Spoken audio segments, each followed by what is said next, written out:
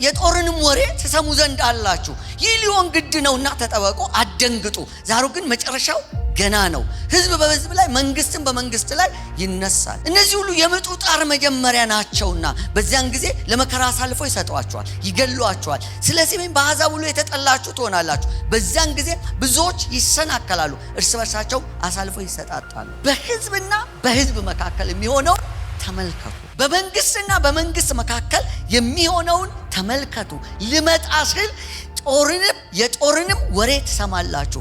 ሕዝብ በሕዝብ ላይ መንግስትም በመንግስትም ላይ ይነሳል። በጣም በሚገርም ሁኔታ ከአንደኛ የዓለም ጦርነት በኋላ ይሄ ጌታ ትንቢት አካል ይዞ ገዝፎ እየተፈጸመ እየታየ ነው። እስከዛ ዘመን ድረስ ያንን የሚመስል የዓለም ጦርነት ተከስቶ ያውቅ። ወደ 70 ሚሊዮን የሚሆን የዓለም ሕዝብ ተሳትፎበታል። 60 ሚሊዮኑ አውሮፓውያን ናቸው። 10 ሚሊዮኑ ደግሞ ከዓለም ዙሪያ የመጡ ሌሎች በቅኝ ግዛት ከነበሩ ሕዝቦች የነበሩበት የተሳተፉበት። ለመጀመሪያ ጊዜ ዛሬ ዘምነው ወይም ረቀው ብናያቸው ለመጀመሪያ ጊዜ በዓለም ጦርነት ላይ በጥቅም የዋሉ መድፎች፣ ታንኮች፣ ሰርጓጅ መሳሪያዎች እና የኬሚካልና የባዮሎጂካል መሳሪያዎች የታዩት በአንደኛ ዓለም ጦርነት ጊዜ። ከዛ ይሄ ጦርነት ካለፈ በኋላ የዓለም ፖለቲካ፣ የዓለም ኢኮኖሚ ምስቅልቅሉ ወጥቷል። 7 ሚሊዮን ህዝብ ነው ያለቀ የሚባለው። ከዛ በኋላ ግን በኢንፍሉዌንዛ ብቻ በጦርነቱ ምክንያት የዛን 3 እጥፍ የሚሆን ህዝብ እንዳለቀ ይነገራል። ከሁለተኛ ዓለም ጦርነት በኋላ በጣም ብዙ ጦርነቶች በምድር ላይ እየሆኑ ናቸው። ከጦርነቶች በኋላ የሚመጣው አሰቃቂ ነገር ምንድነው ብትሉ፣ ሰዎች ጦርነት ሲሆን የመጀመሪያ በጨቆነን፣ በጎዳን፣ ገደለን በሚሉት ላይ ኃይለኛ ጥላቻ ያድርባቸዋል። ከዛ በኋላ ጥቂት ሲቆይ አስገደለን በሚሉት በራሳቸው መንግስታት ላይ ጥላቻ ያድርባቸዋል። ቀጥሎ የሚሆነው ነው ከባድ። ለዚህ ሁሉ ተጠያቂው እግዚአብሔር ነው ወደ ማለት ይሄዳል።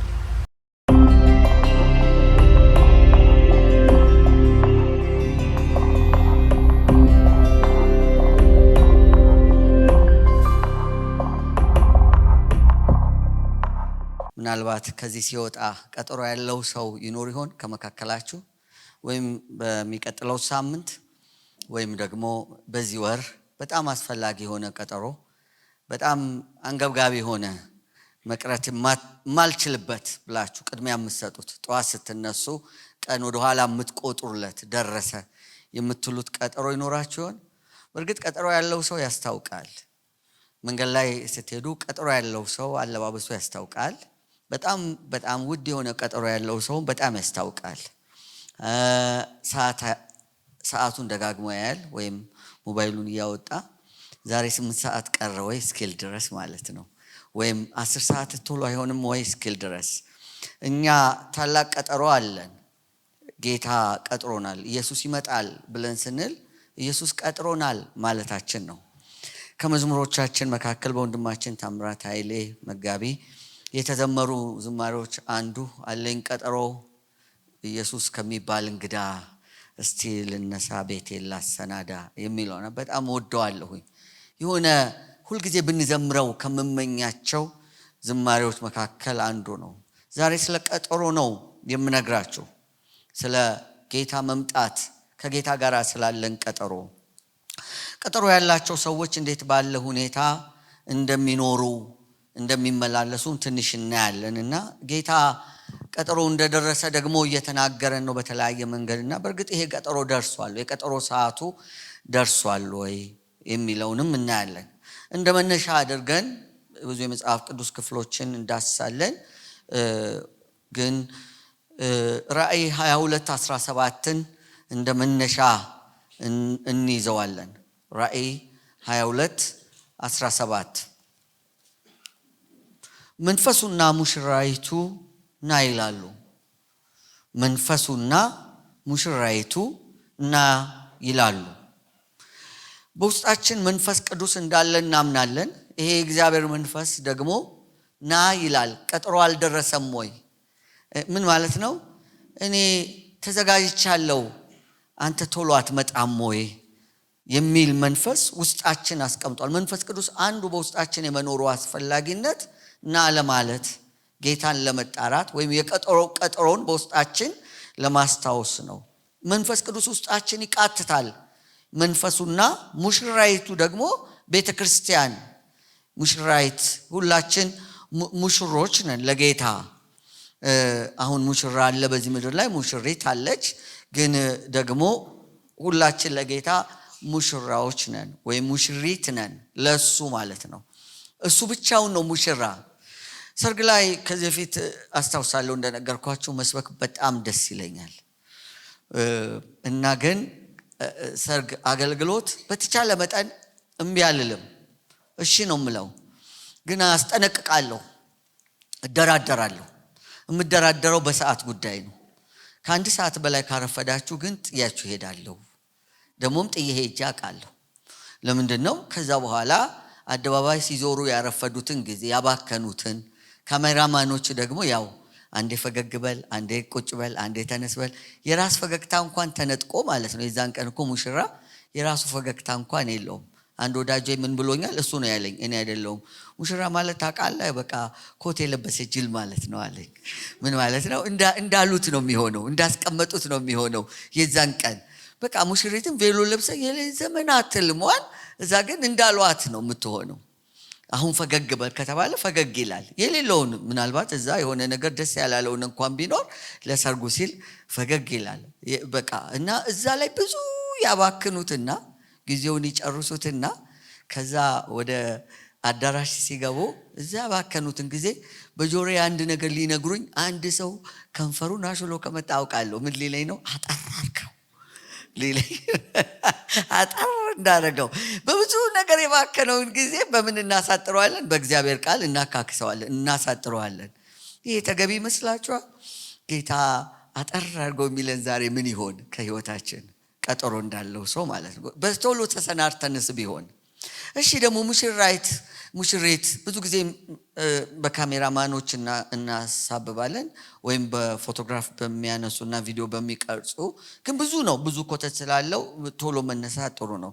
ግን ሙሽሪትስ የዛን ቀን ሙሽራው ሊወስዳት ሲመጣ በቤት ልብሷ ተዝረክርካ፣ በዘወትር ልብሷ፣ በሰርክ ልብሷ ተዝረክርካ ቢያገኛት ሙሽራው ምን የሚሰማው ይመስላችኋል? እንዴት ነው አለባበሳችሁ? እንዴት ነው ቀጠሮ አጠባበቃችሁ? ኦን ታይም ሻርፕ የሚሉት ቃላት አፋችን ላይ በጣም ከባድ ናቸው። ህይወታችን ላይስ? ቅድም ፓስተር እንዳለው ጌታ ይመጣል። እሱም ማረሳውም እኛም ልንረሳው እየተገባ አይደለም። ጌታ ይመጣል። በተሰሎንቄ መጽሐፍ ላይ ደስ ይለኛል። ጌታ እንደ ሌባ ይመጣል ይልና እናንተ ግን እንደ ሌባ ይመጣባችሁ ዘንድ የጨለማ ልጆች አይደላችሁም፣ የብርሃን ልጆች የቀንም ልጆች ናችሁ ይላል። ጌታ ይመጣል። ሲመጣ ግን እንዴት ባለ ሁኔታ ነው የምንጠብቀው? ሌላ አንድ መግቢያ ላሳስባችሁ። ጌታ አጭቶን ሄዷል። እጮኞቹ ነን። አሁን ጌታ እኔ አይደለሁም መጽሐፉ ይላል በሁለተኛ ቆሮንቶስ ምዕራፍ 11 ቁጥር 2 ላይ ጳውሎስ በእግዚአብሔር ቅናት ቀናላችኋለሁ፣ እንደ ንጽሕት ድንግል እናንተን ለክርስቶስ ላቀርብ ለአንድ ወንድ አጭቻችኋለሁ። አሁን የእጮኝነት ዘመን ላይ ነን ያለ ነው። በጣም ሳናወሳስበው እጮኞች ነን ለጌታ። አጭቶን ሄዷል፣ ሊወስደን ማለት ነው። አንድ ቀን ሙሽራ የሚያደርገው ድንገት አይደለም፣ ያጨውን ነው። ሁላችን እንዳሁን ታጭተናል። እንደ ቤተ ክርስቲያን ታጭተናል፣ እንደ ግል ታጭተናል። እና እጮኛይቷ ደግሞ ለእርሱ ተጠብቃ የምትኖር እንድትሆን ይጠበቃል። ኑሮዋም ደግሞ የታጨች መሆኗን የሚያሳይ መሆን ይጠበቅባታል። ስርዓት አምልኮቷ፣ እያንዳንዷ እንቅስቃሴ ሁሉ እጮኛ አላት የሚያሰኝ ሊሆን ይገባል። ይህ ትምህርት እንግዲህ ቤተክርስቲያን በዚህ የህይወት ቅኝት ውስጥ ሆና እያንዳንዳችን ለክርስቶስ ሙሽራ ወይም እጮኞች እንደመሆናችን መጠን የቀጠሮውን ቀን እንዴት ባለ ሁኔታ መናፈቅ እንዳለብን ለማስገንዘብ ነው። በሁለት ምዕራፍ ከፍዬ መልእክቴን ለማቅረብ እሞክራለሁ። የመጀመሪያው ምዕራፍ ወደ አባቶች ዘመን ይወስደንና የአባቶች ዘመን ጥበቃ ምን ነበረ? ከዛ የኛን ደግሞ እናያለን። ጥቂት ዋቢ የሚሆኑ ምሳሌ የሚሆኑ ነገሮችን ለማንሳት ሞክራለሁ። የጥንት አባቶችም እንዲሁ እንደኛ ቀጠሮ እግዚአብሔር ዘንድ ቀጠሮ ነበራቸው። ብዙ አይነት ቀጠሮች። አንዱን ነው እንደ አብነታዊ ምሳሌ አድርጌ የማነሳው። ዳንኤል የሚባል ነቢይ መጽሐፍም ያለው ሰው ወይም ትንቢተ ዳንኤል የሚባል መጽሐፍ ያለውን ሰው ታሪክ እናውቃለን። ይህ ሰው በባቢሎን ምርኮ ላይ ነበረ።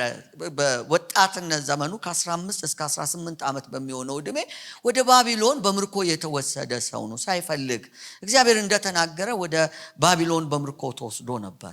አንድ ቀን ግን ድንገት እንደ መንቃት ነቅቶ ከእግዚአብሔር ጋር ያለውን ቀጠሮ በተለይ ለእስራኤልና ለእርሱ ለመሳሰሉት እግዚአብሔር የቀጠራቸውን ቀጠሮ ሲያስታውስ እናያለን። በምዕራፍ 9 የትንቢተ ዳንኤል ምዕራፍ 1 ላይ እንዲህ የሚል ቃል እናነባለን። ከከለዳውያን መንግስት ላይ በነገሰ በሜዶን ዘር በነበረ በአሽራዊሶስ ልጅ በዳሪዮስ በመጀመሪያው ዓመት በነገሰ በመጀመሪያው ዓመት ማለት በዘመነ መንግስቱ በመጀመሪያው ዓመት እኔ ዳንኤል የኢየሩሳሌም መፍረስ የሚፈጸምበትን 70ውን ዓመት እግዚአብሔር በቃሉ ለነብዩ ለኤርምያስ የተናገረውን የዓመቱን ቁጥር በመጽሐፍ አስተዋልኩ። ማቅ ለብሼ በአመድም ላይ ሆኜ ስጾምና ስጸልይ እለምን ዘንድ ፊቴን ወደ ጌታ አምላክ አቀናው ይልና ረጅም ጸሎት አለ። በጣም መጽሐፍ ቅዱስ ላይ ከተጻፉ ጸሎቶች ሁሉ ልብ የሚነካ የነህምያን የሚመስል አይነት ጸሎት ከተናገረ በኋላ ቁጥር 22 ላይ አስተማረኝም ተናገረኝም እንደዚህ አለ፣ ዳንኤል ሆይ ጥበብና ማስተዋልን እሰጥ ዘንድ አሁን መጥቻለሁ። አንተ እጅግ የተወደድክ ነህና በልመና የመጀመሪያ ላይ ትእዛዝ ወጥቷል። እኔም እነግርህ ዘንድ መጥቻለሁ። አሁን ነገሩን መርምር፣ ራእዩንም አስተውል። አመፃ ይጨረስ፣ ኃጢአትም ይፈጸም፣ በደልም ያስተሰርይ፣ የዘላለምን ጽድቅ ያገባ፣ ራእይና ትንቢትን ያትም፣ ቅዱስ ቅዱሳንም ይቀባ ዘንድ በአሕዛብና በቅድስት ከተማ ላይ 70 ሱባኤ ተቀጥሯል ይለዋል። እስራኤላውያን እዚህ ባቢሎን የመጡበት በቀጠሮ ነው። እግዚአብሔር እንደተናገረ ነው የመጣውና ዳንኤል የኤርምያስን መጽሐፍ ትንቢቶች ማጥናት ይጀምራልና ያ ዘመን አልተፈጸመም ወይ ብሎ ሲያሰላው ዘመኑ ተፈጽሟል። 70 ዓመት ሞልቷል። ስለዚህ የቀጠሮ ጊዜ አልቋል። እዚህ የምንቆይበት ጊዜ እግዚአብሔር እንደተናገረ ሆኗል። ታስታውሳላችሁ የኤርምያስ መጽሐፍ ላይ ብዙ ክርክር ነበር። እስራኤላውያን ይሄማ በእኛ ላይ አይሆንም የሚል ክርክር ነበር። እግዚአብሔር እንደተናገረ አደረገ። የኤርምያስ መጽሐፍ በጠቅላላ ስታየው ይሄ አይሆንም ነው እስራኤላውያን፣ እግዚአብሔር ደግሞ ይሆናል ነው። በተደጋጋሚ የሚመጣበት ጊዜ እግዚአብሔር አይሰሙትም ነበር። ኤርምያስ በጣም የሚያሳዝን ነብይ ነው። በዚህ ትንቢት ጉዳይ ብዙ ዋጋ ከፍሏል፣ ብዙ መከራ አይቷል። በ3 ነገስታት ዘመን ነው ኤርምያስ ያሳለፈው። በጣም በሚገርም ሁኔታ ይሄ የዳንኤልን መጽሐፍ በምትመለከቱበት ሰዓት እስከ ምዕራፍ 9 ድረስ እንዲህ አይነት ጸሎት በዳንኤል ዘንድ አልነበረም። በምዕራፍ 1 ጀምሮ ስናይ ምዕራፍ 1 ላይ እንደምታውቁት ዳንኤልና ጓደኞቹ የነበራቸውን የህይወት ጥራት ነው የሚያሳየው። በተለይ ለዛ ምድር ላይ የነበራቸውን ምዕራፍ 2 ላይ ያስገራሚ ህልም ነው ያለው። ምዕራፍ 3 ላይ እነዛ 3 ወጣቶች ለአምልኮም ቢያሉበት ነው። ምዕራፍ 4 ላይ የናቡከደነጾር ትዕቢትና የተከፈለው አለ። ከዛ በኋላ ደግሞ ልጁ የገጠመው ነገር አለ።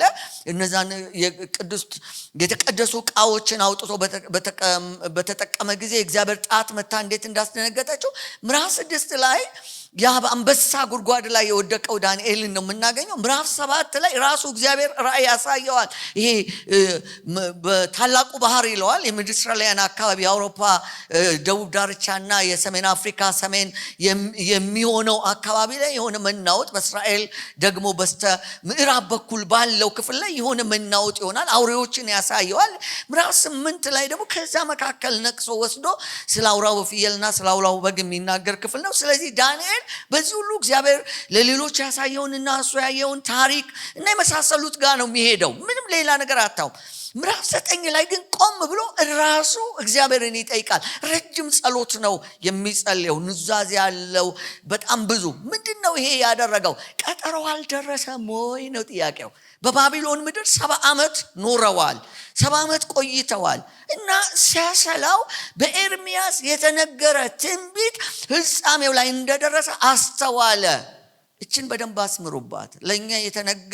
በእኛ መጽሐፍ የተነገረ የቀጠሮ ቀናት የቀጠሮ ጊዜያቶች አሉ። እግዚአብሔር የተናገራቸው ቀጠሮች አሉ። በነገራችን ላይ እዚህ ላይ ቆም ብለን እንድናስተውል የስካቶሎጂ ወይም ፍጻሜ ዘመንን የሚያጠኑ ሰዎች እንደሚናገሩት ስለ አስቀድሞ የጌታ መምጣት የተነገሩ ትንቢቶች ከ300 በላይ ተፈጽመዋል በዚህ መጽሐፍ ላይ። ጌታ እንደተናገረው እንደዛው አስቀድሞ ተናግሮ በዚህ መጽሐፍ ውስጥ ተፈጽመዋል።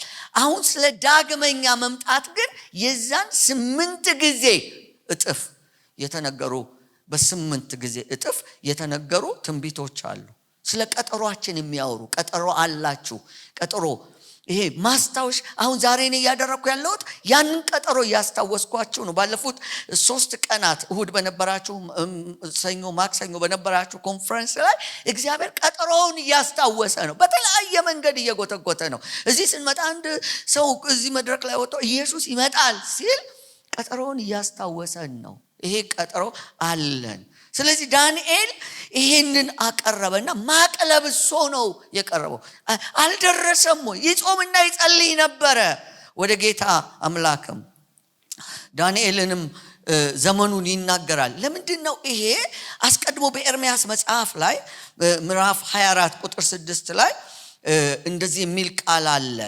ዓይኔን ለበጎነት በእነርሱ ላይ አደርጋለሁ፣ ወደዚህ ምድር እመልሳቸዋለሁ፣ እሰራቸዋለሁ እንጂ አላፈርሳቸውም፣ እተክላቸዋለሁ እንጂ አልነቅላቸውም። እግዚአብሔር እንዲህ ይላል፣ 70 ዓመት በባቢሎን በተፈጸመ ጊዜ እጎበኛቸዋለሁ፣ ወደዚህ ምድር እመልሳቸዋለሁ፣ መልካሚቷን ቃሌን እፈጽምላቸዋለሁ። ምዕራፍ 29 ላይ ታገኙታላችሁ። ቁጥር 10 ላይ 70 ዓመት ሲፈጸም መጥቼ እጎበኛቸዋለሁ የሚል አለ እና ዳንኤል ሲያሰላ ዘመኑ 70 ዓመት ሞልቷል። አሁን እንግዲህ ምንድነው ሰዎች ይሄንን እንዴት ነው የሚቆጠረው? ያ 70 ዓመት ስትሉ አንዳንዶች ፖለቲካዊ ምርኮውንና የባቢሎን በተለይ ናቡከደነጾርን ከፍ ማለት ዘመናትን ያሰሉና 609 አካባቢ ነው ናቡከደነጾር ከ609 እስከ 606 ዓመተ ዓለም ከክርስቶስ ልደት በፊት ነው ከፍ ማለት የጀመረው እና እስራኤላውያንን ማርኮ የወሰደው 606 አካባቢ ነው። የመጀመሪያው የዳንኤል መጽሐፍ የተጻፈው ወይም ምዕራፍ 2ን ስታዩት 604 አካባቢ ነው እና ዳንኤል ማስላት የሚጀምርበት 538 አካባቢ ስለሆነ እያሰላ ያለው ዘመኑን ቆጥሮ ነው። አሁን መጽሐፍ ቅዱሳችንን ስናነብ እከሌ በነገሰ በዚህ ዘመን፣ እከሌ በነገሰ በዚህ ዘመን የሚሉ ቃላት እነሱ ዝም ብለው እንደ ዋዛ የተጻፉ አይደለም፣ ዘመንን ነው የሚነግሩን እና ያንን ዘመን አስልቶ ነው የሚያወራውና አንዳንድ የዚህ ነገር መለኮት መርማሪዎች 70 ዓመት ታዲያ እንዴት ነው የሚባለው? ፖለቲካዊ ምርኮውን ይወስዱና ወይም የተማረኩበትን ከ609 እስከ 539 የቂሮስ አዋጅ ወጥቶ የተመለሱበትን ዳንኤል ይሄንን የጸለየው 538 አካባቢ ነው ይባላል እና ያ ዘመን እንደሞላ ጤም ብሎ እንደሞላ ያስረዳሉ። በእርግጥ ሃይማኖታዊ ምርኮም ወይም እስራኤል የተማረከችበት ደግሞ ሌላም ታሪክ አለው።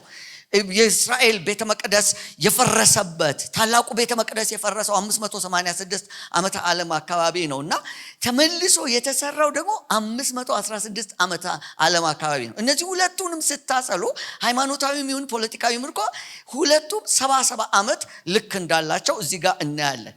ግን አሁን እግዚአብሔር ሌላ ቀጠሮ ነው የሚሰጠው። ያ ቀጠሮ ደግሞ ምንድነው? ለዳንኤል የሚነግረው ኤርምያስ እንደተናገረው አይደለም። 6 ነገሮችን ይነግረዋል። እኔ በእሱም በወፍ በረር ነው የማነሳው። አመፃን ይጨረስ፣ ኃጢአትን ይፈጽም፣ በደልን ያስተሰርይ፣ የዘላለም ጽድቅ ያገባ፣ ራእይና ትንቢት ያትም፣ ቅድስተ ቅዱሳኑን ይቀባ ዘንድ በዚች ከተማ በዚች አሁን በምጸልይላት 70 ሱባኤ ተቀጥሯል ይለዋል።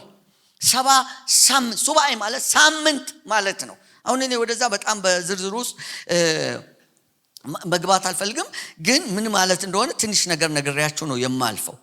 ይህንንም ወቅና አስተውል ይላል ምዕራፍ 9 ዳንኤል ምዕራፍ 9 ቁጥር 25 ኢየሩሳሌም መጠገንና መሰራት ትእዛዙ ከሚወጣበት ጀምሮ እስከ አለቃው እስከሚስይ ድረስ 7 ሱባኤና 62 ሱባኤ ይሆናል። እሷም በጭንቅ ዘመን ከጎዳናዋ ጋር ከጎዳናና ከቅጥር ጋር ትሰራለች። ከ62 ጊዜ 7 በኋላ መሲህ ይገደላል፣ በእርሱም ዘንድ ምንም የለም። የሚመጣውም አለቃ ህዝብ ከተማይቱንና መቅደሱን ያጠፋል። ፍጻሜውም ግርፍ ይሆናል። እስከ መጨረሻውም ድረስ ጦርነት ይሆናል፣ ጥፋትም ተቆጥሯል። እርሱም ከብዙዎች ቃል ጽኑ ቃል ኪዳን ለአንድ ሱባኤ ያደርጋል። በሱባኤውም እኩሌታ መስዋዕቱንና ቁርባኑን ያስቀራል። በርኩሰትም ጫፍ ላይ አጥፊው ይመጣል። እስከ ተቀጠረው ፍጻሜ ድረስ መቅሰፍት በአጥፊው ላይ ይፈሳል ይላል። አሁን ይሄ ስለ 70 ሳምንታት ነው የሚነግረው፣ ወይም ስለ 70 ሱባኤ ነው የሚነግረው። ሱባኤ ማለት እንዳልኳችሁ ሳምንታት ነው እየተናገረ ያለው። አንዳንዶቻችሁ እንደ አይነት ነገር ሲመጣ ጭንቅ የሚላችሁ ትኖሩ። ቀለል ያለ ነገር እዚህ ላይ ነው የተጻፈው ሳንሄድ። አሜን ነው። አንዱ ምን ብሎኛል? ስካቶፎቢያ አለብኝ ብሏል። ስካቶሎጂ ማለት ያ ስካቶ የመጨረሻው ዘመን ጥናት እንደማለት ነውና ይሄ ፎቢያ አለብኝ ስለ መጨረሻው ዘመን። ፎቢያ ያለበት በኋላ ጸልይለታለሁ ወይም ፓስተሮቻችሁ ይጸልዩለታል። ፎቢያ መንፈስ በኢየሱስ ይመታ። ነፃ ሆነን ጌታ ይመጣል እያልን ነው። ግን ሲመጣ ቀጠሮውን ማጥናት መቼ ነው ልክ እንደሚመረምረው ማለት እና ለዳንኤል ውስብስብ አድርጎ ነው እየነገረ ያለው። ምን እያለው ነው? 70 ሱባኤ ተቀጥሯል። ከደሞ 62 አለው 9 አለው 1 አለው ይላል። ሲደመር 62 ሲደመር 7 ሲደመር 1 70 ነው የሚመጣው። ለምን እንደተከፋፈለም ደግሞ እዚህ ጋር ይነግረዋል። የመጀመሪያው ኢየሩሳሌም የምትሰራበት ጊዜ ነው ይላል። የመጀመሪያውን ኢየሩሳሌም መጠገን አዋጅ ከወጣበት ጊዜ ጀምሮ ይልና ይነግረዋል። ዘመኑን ይነግረዋል። ከዛ በኋላ ደግሞ ሲፈጸም ጀምሮ እስከ መሲህ መገደል ድረስ ሌላ 62 ሱባኤ አለ ይለዋል። ከዛ የመጨረሻ ሱባኤ ያለው ይለዋል። ይህ ምን ማለት ነው? በአጭሩ ሳይወሳሰብ 62 ሱባኤ ማን ነው? 70 ሱባኤ ማለት 70 ሳምንታት ማለት ነው። 70 ሳምንታት ማለት በዚህ ትንቢት መሰረት እኛውን በደንብ ግልጽ ሆኖ ስለሚታየን 490 ዓመታት ማለት ነው። 70 ሲደመር አንዱ ሱባኤ 7 ዓመት ነው። ሱባኤ ይባል ሳምንት ይባል እንጂ የ7 ዓመት ያክል ይዟል እና ሲደመር 490 ዓመት ነው የሚሆነው። የመጀመሪያው 7 ሱባኤ ወይም በ49 ዓመቱ ኢየሩሳሌም ከቅጥሯ ጋር ትሰራለች ይላል። ከዛ በኋላ ደግሞ ከ62 ሱባኤ በኋላ 62 ሲባዛ በ7 ልክ ፍጻሜው ላይ መሲህ ይገደላል ይላል።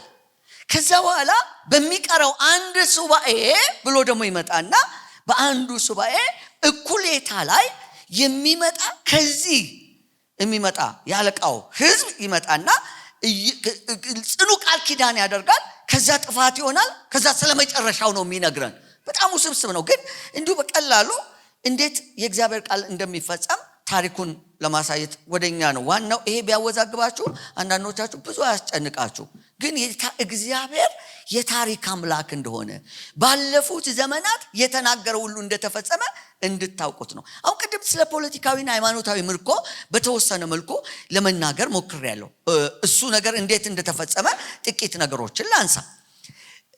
እግዚአብሔር በነቢዩ ኤርምያስ አፍ መጥቶ ከዚህ ምድር ወስዳቸዋለሁ እያለ በተደጋጋሚ ይነግራቸዋል። አይሰሙትም እና መጣ። ኢዮአቄም የሚባል ንጉስ መጽሐፍ ቅዱሳችሁ ላይ ታገኙታላችሁ። ሁለተኛ ነገሥት ጀምሮ የምታገኙት ሰው ታሪክ ነው። ሁለተኛ ነገሥት ከምዕራፍ 24 እና 25 ላይ የሚገኝ ታሪክ ነው። በኢዮአቄም ዘመን መጣና እግዚአብሔር ይሄ ቅድም እንዳልኩት 606 ዓመተ ዓለም አካባቢ መጥቶ በኢዮአቄም ዘመን እነ ዳንኤል ጭምር የተማረኩበት ምርኮ ሆነ። አሁንም እስራኤላውያን አልሰሙም። እግዚአብሔር ይሄንን ነው ማደርጋችሁ ይላቸዋል። አንዳንድ በዚህ ጉዳይ ላይ የመረመሩ ሰዎች ለምን እንደሆነ ሲናገሩ እግዚአብሔር እስራኤላውያንን ከምርኮ ምድር ካወጣቸው በኋላ በየ7 ዓመቱ ሊያከብሩት የሚገባ የሰንበት በዓል ነበረ። ያንን በዓል ባለማክበራቸው ምክንያት እግዚአብሔር ምድሪቷን ማሳረፍ ፈለገ። የ490 ዓመት ዕዳ ነበረባቸው። ስለዚህ 70 ዓመት ምድሪቷን ማሳረፍ ስለፈለገ ነው ይላሉ። በእርግጥ ስታሰሉትም እንደዛ ሆኖ ነው የምታገኙት። እና 70 ዓመት እኔ ምድሪቷን እናንተ አታሳርፏት ነው እኔ አሳርፋታለሁ። እስቲ የእግዚአብሔር ቃል እውነትና የታመነ ነው በሉ እስቲ። እኔም ልታዘዘው ይገባኛል በሉ እስቲ። አሜን። እግዚአብሔር አሳርፉ በቃ 6ቱን ዓመት ስሩና 7ኛውን ዓመት ተው ምድሪቷም ትረፍ እናንተም ረፉ በ6ቱ ዓመት ባርካቸዋለሁ ሲል አልሰሙም። ስለዚህ እግዚአብሔር መጣና ተሳሰባቸው። ከዛ በኋላ ባቢሎን ሄዱ። አሁንም አይሰሙትም። ኢዮአቄም አልፎ ኢዮአኪን ተተካ። አሁንም እግዚአብሔር እንደገና ይናገራቸው። አሁንም አይሰሙም። ስለዚህ 597 አካባቢ መጣና ሕዝቅኤልን ጨምሮ ሌሎች ሁሉ ተማርከው ሄዱ። እስራኤላውያን አሁንም እየሰሙ አይደለም፣ እያዩ ማለት ነው። እግዚአብሔር የተናገረው እየሆነ እያለ መጨረሻ ላይ በሴዴቅያስ ዘመን እግዚአብሔር መጣና አሰቃቂ በሆነ ሁኔታ ቤተ መቅደሱንም አፍርሰው ከተማዋን ማፍርሰው እስራኤላውያንን አግዘው ባቢሎን ሄዱ። በቃ እግዚአብሔር የተናገረው ነገር ሆነ። በጣም የሚገርመው ነገር ኤርሚያስ እያለቀሰ በብዙ በተለይ ምዕራፍ 20 አንብቡት። ኤርሚያስን አታለልከኝ ብሎ ያውቃል። ደግሞ እዛው ምዕራፍ ላይ እግዚአብሔር እንዳያልና እንደ ጨካኝ ከኔ ጋር ነው ይላል። እንዴት አይነት የውዝግብ ምዕራፎች እንዳሉት ያ መጽሐፍ ታያላችሁ።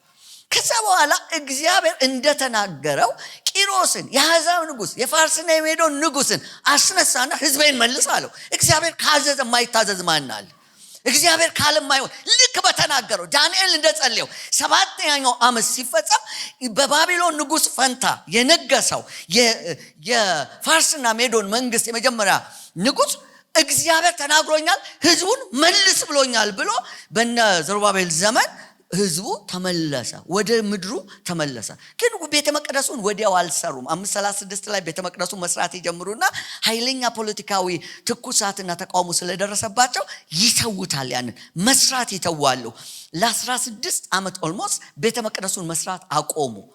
ነቢዩ ሐጌ እስኪነሳ ድረስ 520 ዓመተ ዓለም ከክርስቶስ ልደት በፊት እስኪመጣ ድረስ እስራኤላውያን ቤታቸውን ያስውቡ ነበር። እግዚአብሔር ቢያቸው ንቅናቄ የለም። እናም እግዚአብሔር ሙጃ በቆ መሰረቱን አንስተው ኃይለኛ ደስታ አድርገው በዕዝራ መጽሐፍ ላይ ታገኙታላችሁ። ተደስተው ወዲያው ግን ውርድ ብለው ትተውታል። ጊዜው ስላልደረሰ ዘመኑ ስላልደረሰ ነው። እግዚአብሔር መጣና እናንተ በአማሩ ቤቶቻችሁ እየኖራችሁ የኔ ቤት ፈርሶ ሳለ ትክክል ነው ሲላቸው ሐጌ ዘሩባቤል ተነስተው ያንን ቤተ መቅደስ መስራት ጀመሩ። በ4 ዓመት ፈጸሙት። ቅድም እንዳልኳቸው 516 ላይ ቤተ መቅደሱ ተሰራ። ይሄ ትንቢት ግን ዳንኤል ላይ ያለው ቤተ መቅደሱ ሲሰራ አይልም። ከዚያ በኋላም ዕዝራ መጣ፣ ሕጉን አነሳሳ። ስለ ሕጉም አይደለም የሚለው ምንድን ነው የሚለው? የኢየሩሳሌም ቅጥር መሰራት ከጀመረበት ከተፈጸመ ከዛ ጀምሮ ብሎ ነው የሚለው። ስለዚህ መቆጠር ያለበት 444 45 አካባቢ ሐጌ ማነው ነህምያ የነህምያ መጽሐፋውን ስታጠኑ ይህንን ምነግራችሁ የእግዚአብሔር ቃል እንዴት እርስ በርሶ የተዋደደ እግዚአብሔርም የታሪክ አምላክ የተናገረውንም እንደገና አጽንኦት መስጠት ፈልጋል የተናገረውንም እንደሚፈጽም የነህምያ አነሳስ ድንገት ነው። ሐዘንተኛ ሆነ፣ ነገሩት። በሱሳ ግንብ ሳለው ይላል። ሱሳ ትልቅ የፋርስና የሜዶን ከተማ ናት። እዛ ሆኜ ሳለቅስ ለንጉሱ ፈገግታ የሚሰጥ ጠጅ አሳላፊ ማለት ዝም ብሎ ጠጅ የሚቀዳ ማለት አይደለም። ጠጅ ቀምሶ በአክብሮት የሚያቀርብ ነው። በፈገግታ ለንጉሱ ፈገግታ መስጠት የነበረበት ሰው ድንገት በሐዘን ሲሆን ሲያየው ምን ሆናል ሲለው ሲነግረው ያንን ተነስቶ ቅጥሯን ሰራ። ከብዙ ጭንቅ ጋር ከጦርን እዚህ ላይ የሚለው ዳንኤል 9 እንደገና ከልዙት ከብዙ ጭንቅ ጋር ቅጥሩ ተሰራ። ስለዚህ መቆጠር የሚጀምረው ከመቼ ነው ይላል? ከዛ ነህምያ ከሰራው። ዳንኤል መቼ ነው ይሄንን የሚናገረው? ገና 538 39 ላይ ሆኖ ነው የሚናገረው። ይሄንን ዳንኤል ጋር እንደዚህ ይሆናል ብሎ የሚናገረው በዛ ዘመን ልክ እግዚአብሔር እንደተናገረው ያን እሱ የማንን ወሰደ? የኤርሚያስን ወሰደ። ያም ተሰራ። ከዛስ ከዓመታት በኋላ ልክ 483ኛው ኦልሞስት ዓመት ሲደርስ መሲሁ ተገደለ።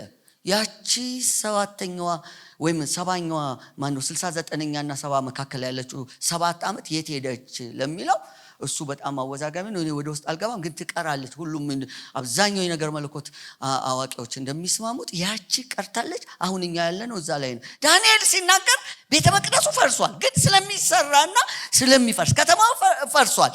ከተማዋ እንደምትሰራና እንደምትፈርስም ይነግረናል ትንቢቱን። አንድ ቁጥር አንድ መስመር ላይ ይሄ ሁሉ ነገር እናያለን። ግን መጨረሻው ሲሆን ምን ይሆናል ይላል? ግልጽ ብሎ የተቀመጠልን አንድ ነገር አመፃ ይጨረሳል ይላል። ኃጢአት ይፈጸማል ይላል። በደል ይተሰረያል። የዘላለም ጽድቅ ይገባል። ራእይና ትንቢት ይታተማል። ቅድስተ ቅዱሳኑም ለዘላለም ይቀባል ይላል። ፍጻሜ በሚሆንበት ጊዜ እነዚህ ነገሮች በከፊል ሳይሆን ሙሉ ለሙሉ ይፈጸማሉ። 7ኛው ሱባኤ በሚሆንበት ጊዜ የኛ ቀጠሮ ይሄ የሚሆንበትን ጊዜ ነው። ግልጥ ነው። ልሳን ሆነ ተርጓሚ ያስፈልጋል። እናንብብ፣ እናጥና። የእግዚአብሔርን ቃል ስናጠና እዚህ ውስጥ አለ። የእግዚአብሔር ቃል እዚህ ውስጥ አለ። ዘመንን ስንመርመር አለ እና ይሄ መቼ ይሆናል ስንል በጣም ካልገባን አንጨነቅ። ሐዋርያት የጠየቁት ጥያቄ ላይ በምዕራፍ 2 እንምጣ።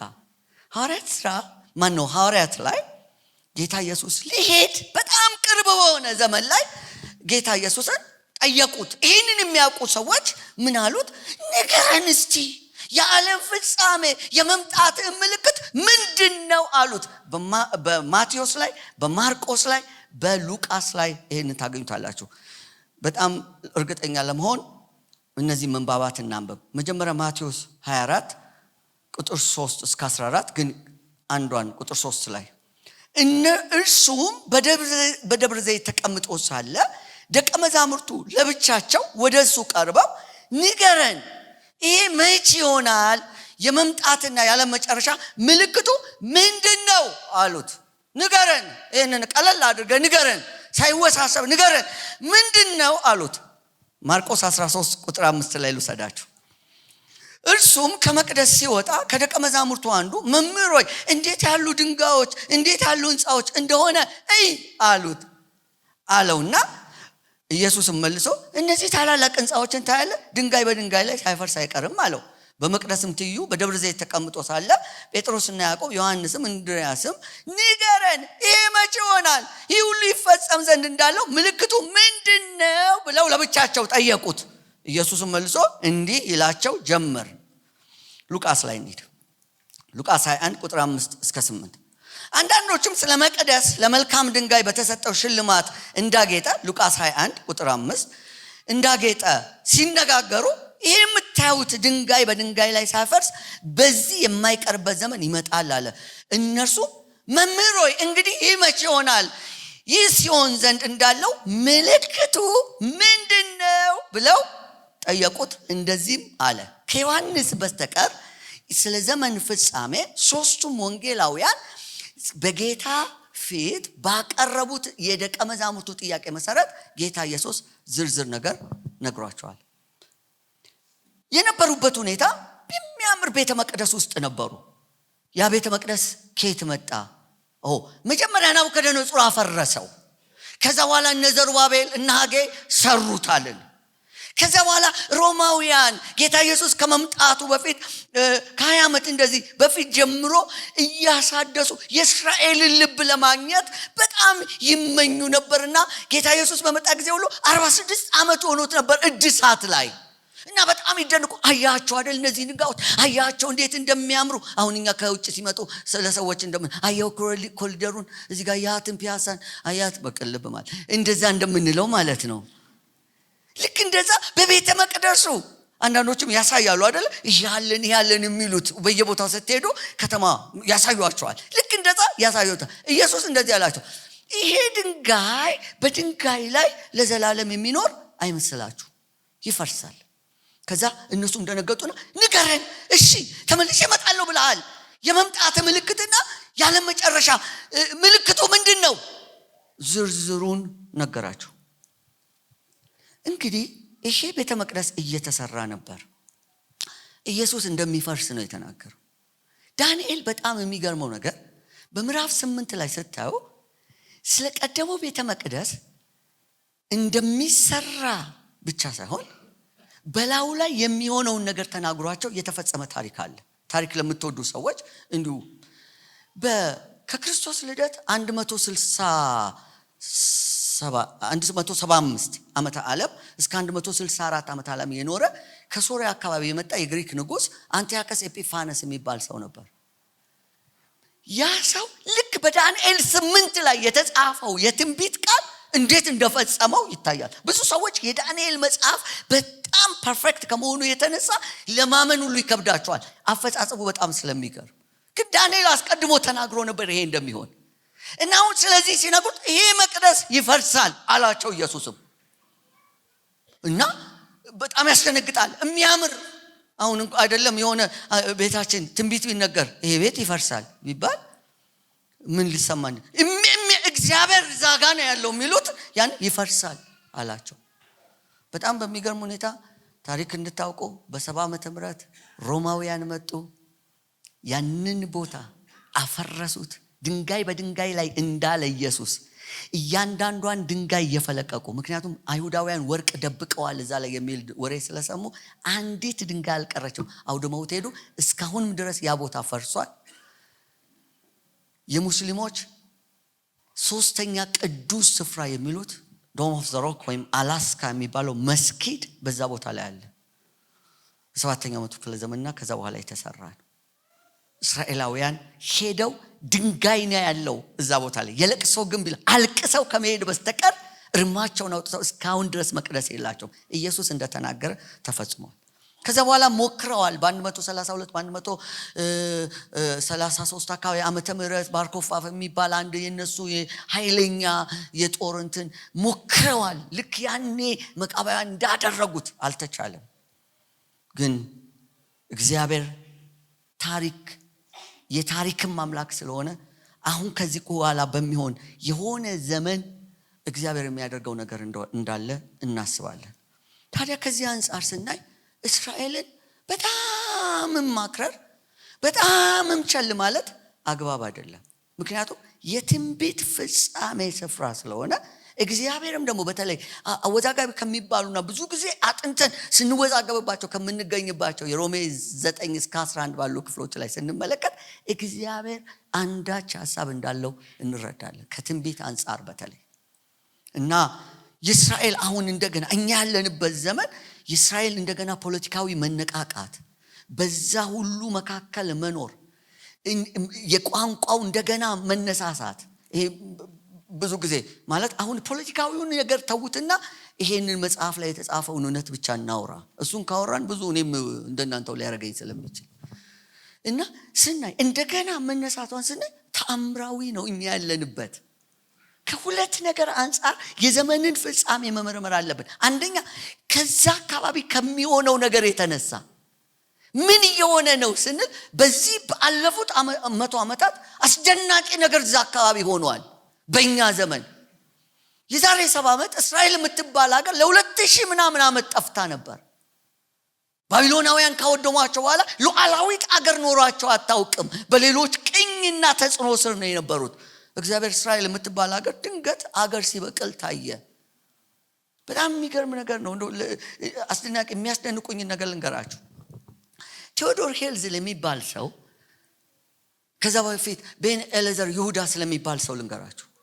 1878 አካባቢ ድንገት ተነስቶ ይሄ ሰው የዕብራይስጥን ቋንቋ እንደገና ስለማነሳሳት ማሰብ ጀመረ እና በልጁ ላይ ምርምር እስከሚያደርግ ድረስ ልጄ በዕብራይስጥ ቋንቋ ነው አፉን መፍታት ያለበት ብሎ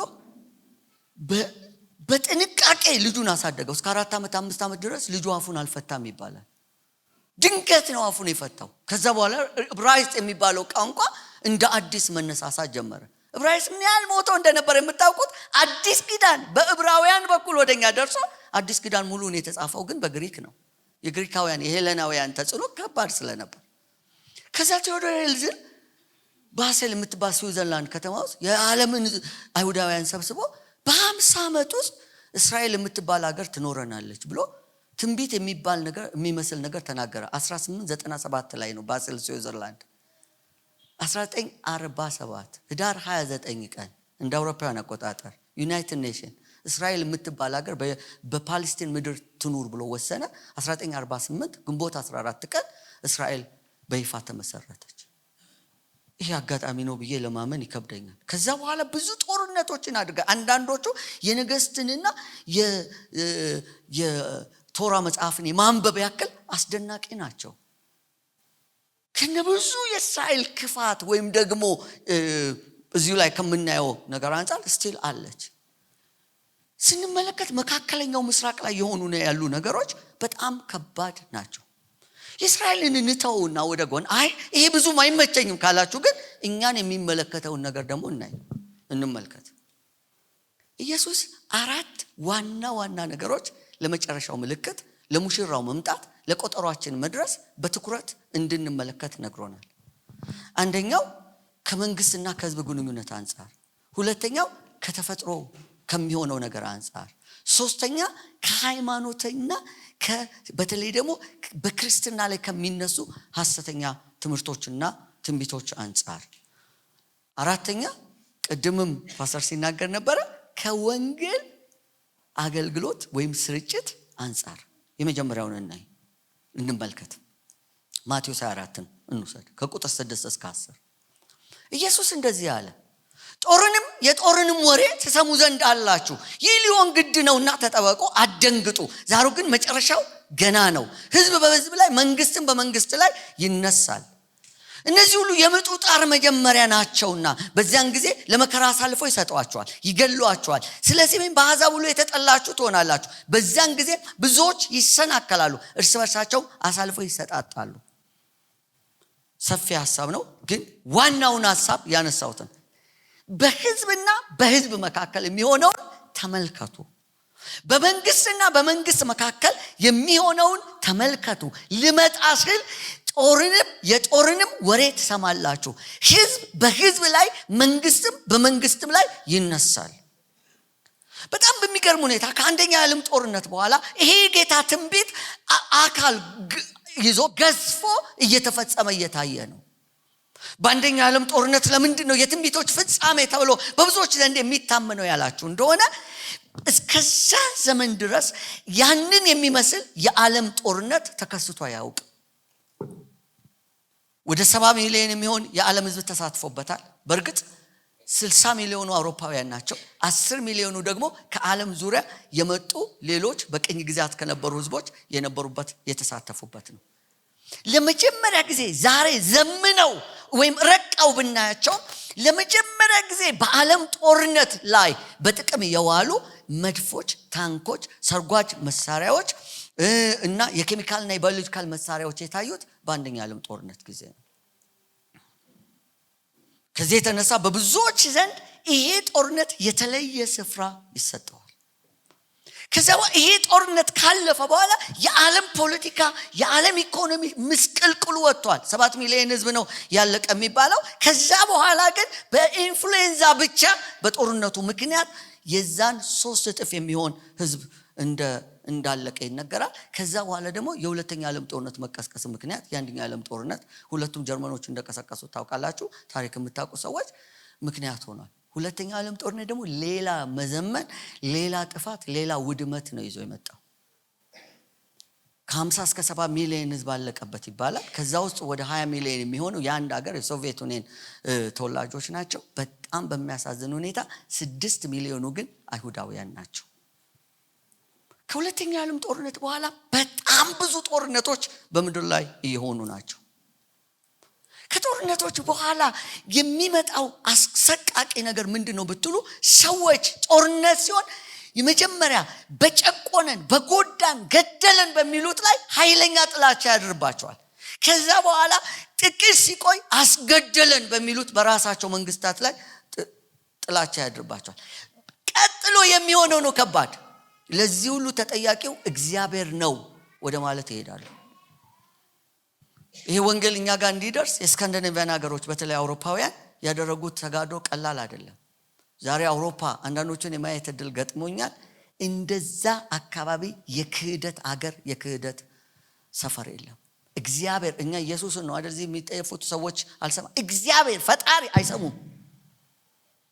የክህደት አንዳንዶችም እንደኔች አይነት ሰዎች ፍልስፍናቸውን ይዘው ቀርበው እግዚአብሔር ሞቷል፣ ይሄ ሁሉ አይሁዶችም ይሄ ሁሉ ሲደርስብን እግዚአብሔር የት አለ ወደ ማለት ሄደዋል።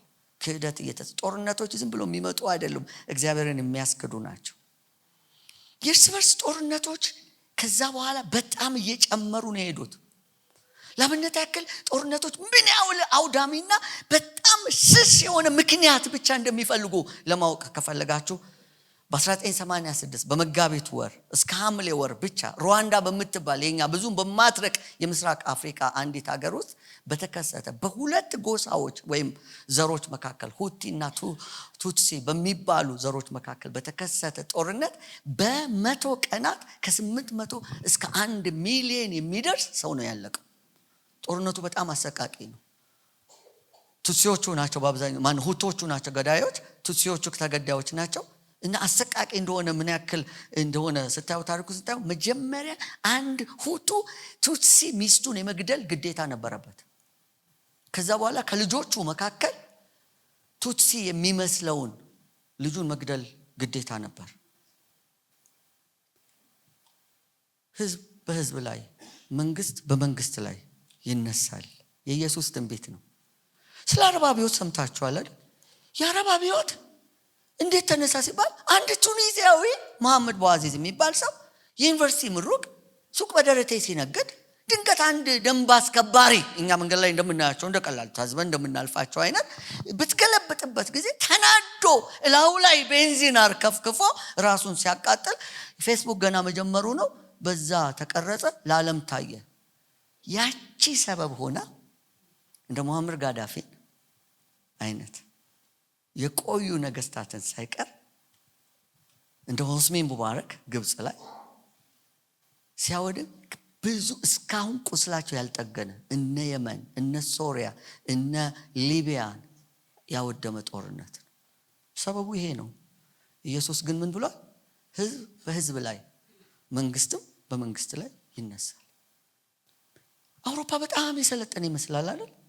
አሁን ሩሲያና ዩክሬን መካከል የሚሆነውን ጦርነት እስከ ቅርብ ጊዜ ዛሬ ወደዚህ ስመጣ ለማየት እንደሞከርኩት ከ1.2 እስከ 1.5 ሰው አልቆበታል በ4 ዓመት ባልሞላ ጊዜ ውስጥ።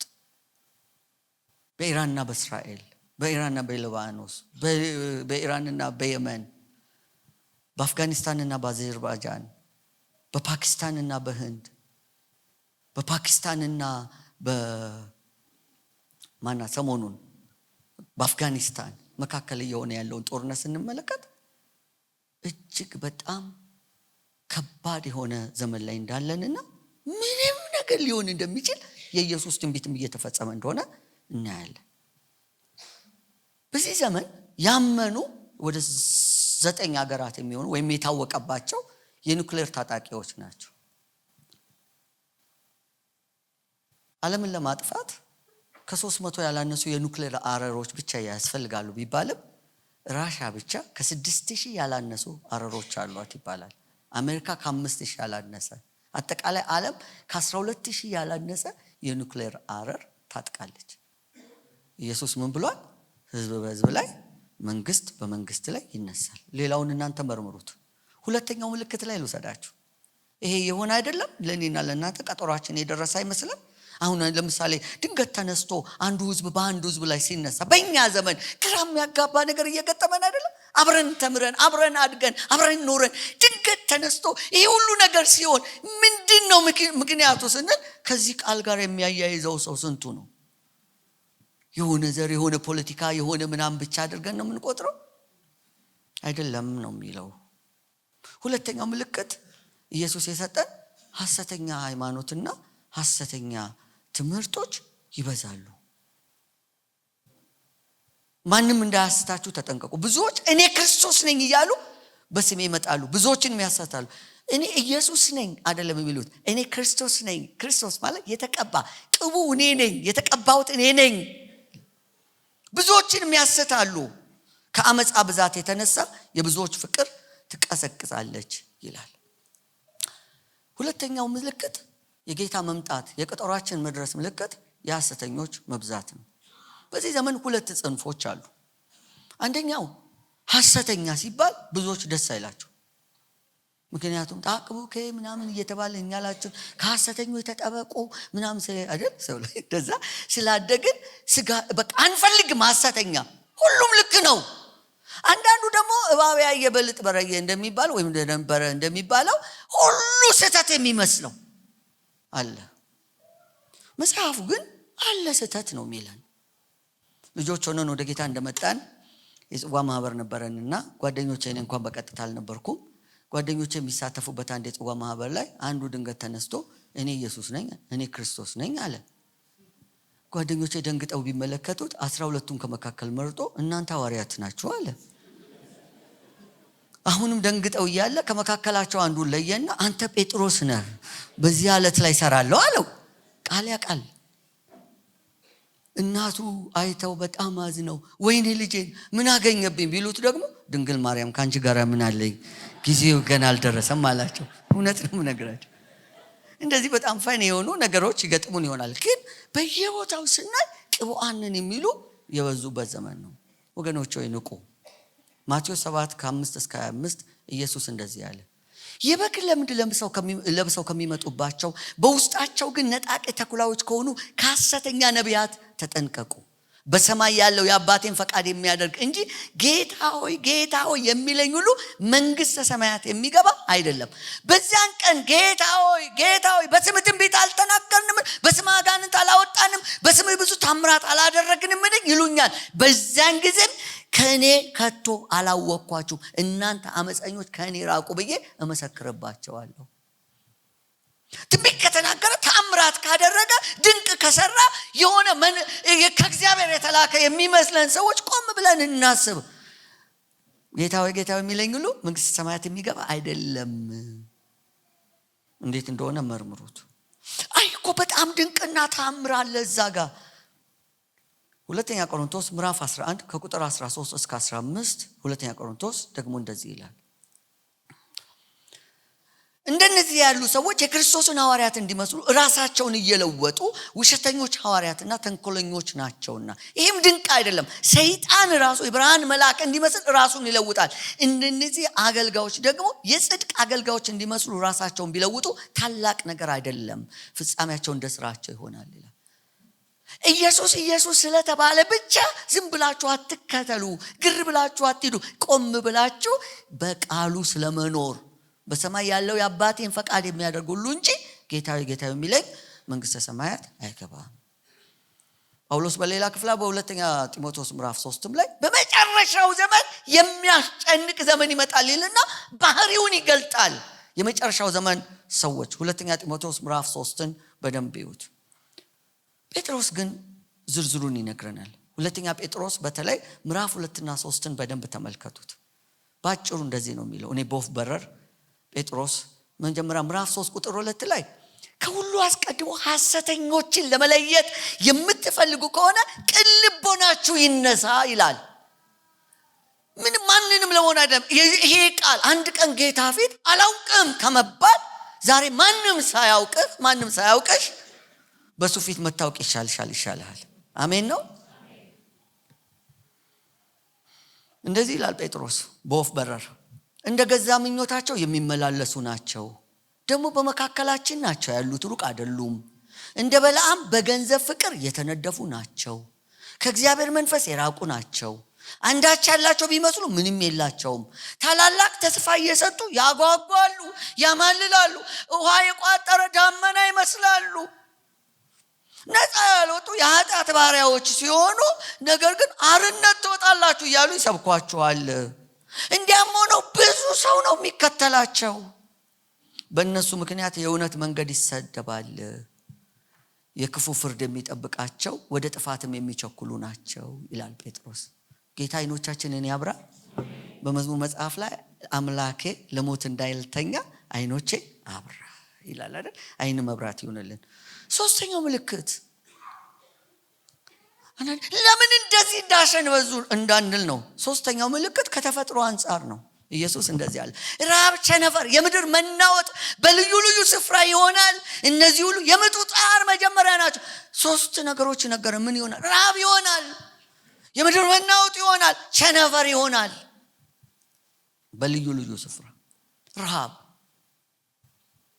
ፓራዶክስ፣ እርስ በርሳቸው የሚጋጩ ነገሮች። በዚህ ዘመን በጣም ብዙ ምርት የሚመረትበት የዛኑ ያክል ረሃብ የበዛበት ዘመን ነው። በአሁኑ ሰዓት ከዓለም ሕዝብ ከ8 ቢሊዮኑ 800 ሚሊዮኑ በጽኑ ረሃብና ጠኔ ውስጥ እያለፈ ነው። ይህ ብዙ ካላስደነቃችሁ በእያንዳንዷ ሰከንድ 4 ሰው በረሃብ ይሞታል። ይሄ በጥናት የተረጋገጠ ነገር ነው። የኛ ሀገርም አሁን እንደው ትንሽ ቀለል ያለ ይመስላል እንጂ ከ1966 እስከ 1987 በሚሊዮን የሚቆጠሩ ሰዎች በረሃብ ረግፈዋል። መንግስታትን ቀይሯል ረሃብኛ ሀገር። ንጉሥ ኃይለ ሥላሴን ከስልጣናቸው ያፈናቀለ ረሃብ ነው። ደርግን የነቀነቀና ግብዓተ መሬቱን ያፈጠነውም ረሃብ ነው። ብዙ መንግስታትን ሸርሽሮ ጥሏቸዋል። በየቀኑ አዳዲስ ረሃብተኞች በምድር ላይ እናያለን። ረሃቡ ችጋሩ ቀላል የሚባል አይደለም።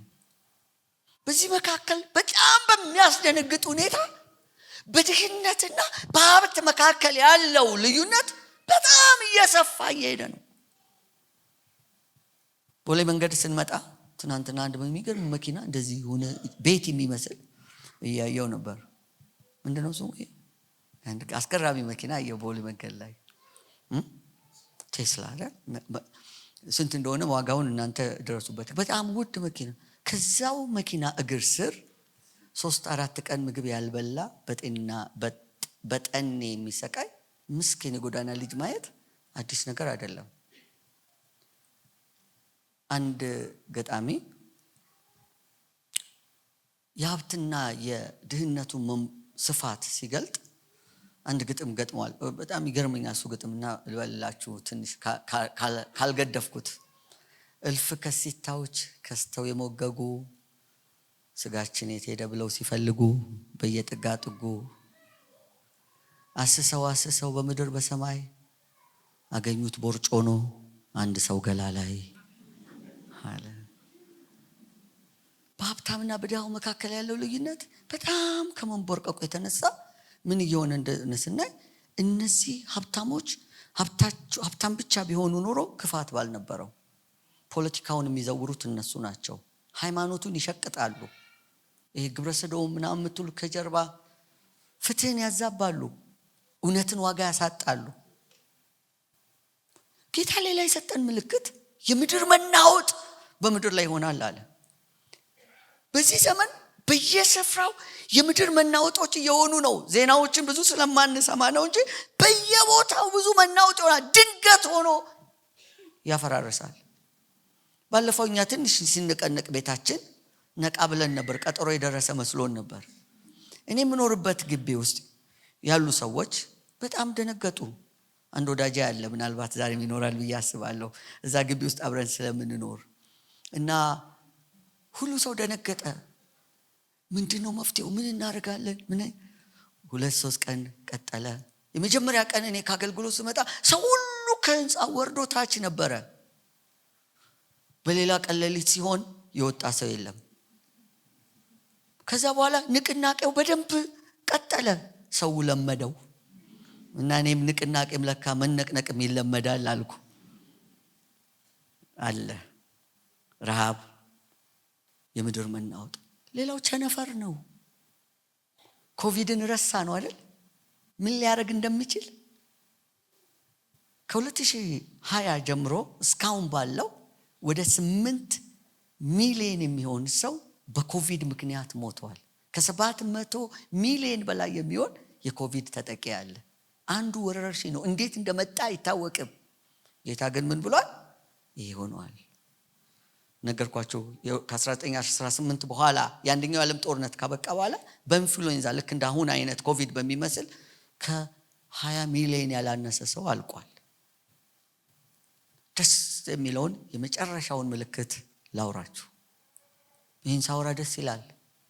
ኢየሱስ እንደዚህ አለ፣ ለአሕዛብ ሁሉ ወይም ለሕዝብ ሁሉ ምስክር እንዲሆን ይህ የመንግስት ወንጌል በዓለም ሁሉ ይሰበካል። ሌላ ሁሉ ካልገባችሁ ይሄ ሊገባችሁ ይገባል። መንገድ ላይ ስንሄድ ወይ መንገድ ወይ መገናኛ ወይ ሜክሲኮ ላይ የሆነ አንድ ሰው እየጮኸ ምናልባት ግራ ይገባናል። ለማን ነው የሚያደርሰው እንል ይሆናል። መንገዱ እንኳን ልክ ባይሆን ትንቢት እየተፈጸመበት ነው። ኢየሱስ ይመጣል፣ ኢየሱስ ያድናል ይላል መገናኛ ላይ። አፕሮቹ ጥሩ ላይሆን ይችላል፣ ትንቢት ግን እየተፈጸመበት። ኢየሱስ ሲናገር ይህንን ወንጌል ሰዎች ሁሉ አምነው ይድናሉ አይደለም ያለው፣ ለሕዝብ ሁሉ ምስክር እንዲሆን ይሄ ወንጌል በዓለም ሁሉ ይሰበካል። የማተሚያ ማሽን መፈልሰፍን ተከትሎ መጽሐፍ ቅዱስ ዛሬ በዓለም ሁሉ በስርጭት ብዛትም በትርጉምም ተወዳዳሪ የሌለው መጽሐፍ ሊሆን ችሏል። ክብር ለአምላካችን ለእግዚአብሔር ይሁን። አምጡለት ክብር። ሃሌሉያ። ይሄ መጽሐፋችን እኔ በቤተ ክርስቲያን ውስጥ እዚህ እንደው ለእናንተ ልናገር፣ ብዙ ጊዜ አበረታት፣ እባካችሁ ከሶፍት ኮፒ አትጠቀሙ፣ ይሄን መጽሐፋችሁን ይዛችሁት ኑ እላለሁ። ምክንያቱም ይሄ መጽሐፍ ብዙ ዋጋ የተከፈለበት ነው። በጣም የሚደንቅ ታሪክ ልንገራችሁ። ቮልቴር የሚባል አንድ ፈረንሳዊ ፈላስፋ ድንገት ተነስቶ ሲፈላሰፍ እንደዚህ ብሎ ተናገረ። ከጥቂት ዓመታት በኋላ ይሄ መጽሐፍ ቅዱስ ከዓለም ይጠፋል አለ። ከጥቂት ጊዜ በኋላ ቮልቴር ሞተ። የፈረንሳይ መጽሐፍ ቅዱስ ማህበር የቮልቴርን ቤት ተከራይቶ መጽሐፍ ቅዱስ እያተመ በዓለም አሰራጨ። ለጌታ ክብር አምጡለት። ዛሬ ይሄ መጽሐፍ ቅዱስ በሶፍት ኮፒ እጃችን ላይ፣ በፊልሙ እጃችን ላይ ገብቷል። ዓለም ላይ አየር ላይ አለ። እኔ ሶፍት ኮፒ ማላበረታታው በዛም ገንዘብ ስለሚመጣ ወዳጅም ሃይ ስለሚል ጌሙም ስለሚመጣ ለዛ ነው እንጂ እግዚአብሔር ያደረገውን ነገር ደግሞ ለማጣጣል አይደለም።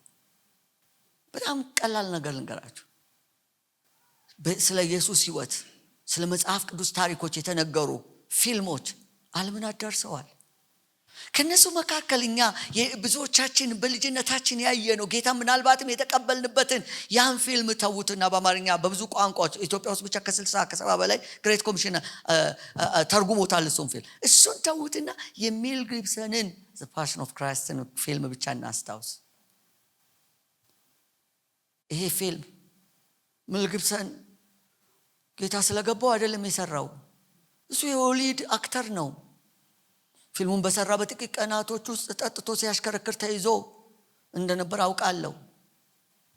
እንደ ክርስቶስ የተወነው ሰውዬም ድንገት በስህተት መግረፊያዋ ቅንጣት ቢያገኘው ጊዜ ይሄ አካፋቸው የማይጠፋውን የኤፍ የበዛበትን ቃል እንዳወጣና እንደተሳደበም አውቃለሁ።